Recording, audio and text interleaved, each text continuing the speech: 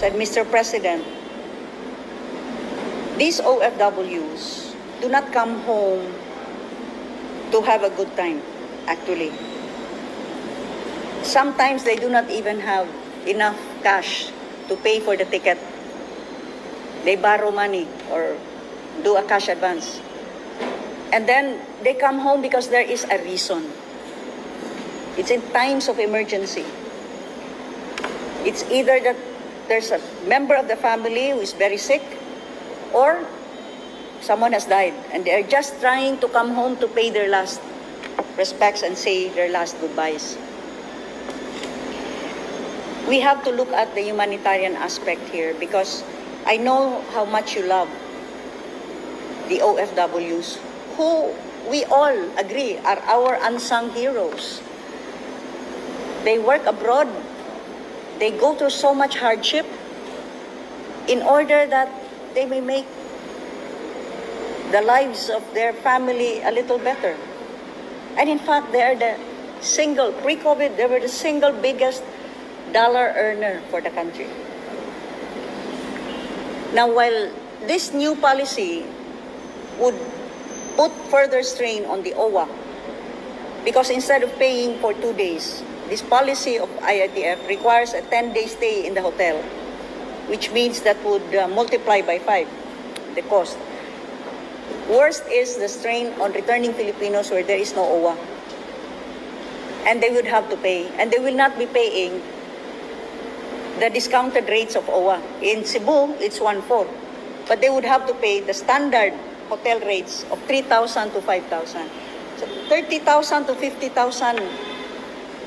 You know, that amount of cash can do so much to help their family, and yet they spend it in the hotel. I could see how the president really felt for the OFWs and the returning Filipinos.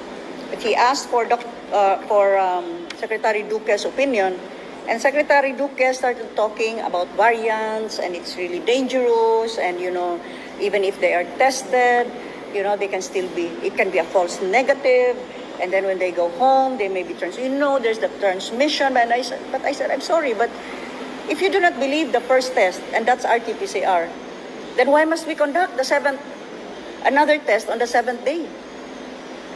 What makes the first day test different from the 7th day test if you do not believe that if a person is negative, that is possibly false negative? What about on the 7th day?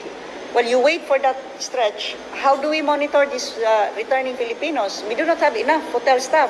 How do we know they will not have interaction with hotel staff? And if they are in fact infected, they could already cause what you are afraid of, transmission. Well, you know, Secretary Anyo said, you know, well, we are probably showing that it's working, but what if other regions will do the same and nobody will follow anymore because they will have their own way? Well, my answer to that was, shouldn't it be the other way? Like, if you see something working, wouldn't it be worth it to study it? And perhaps find out why it's working? And see if this could perhaps be applied to other regions?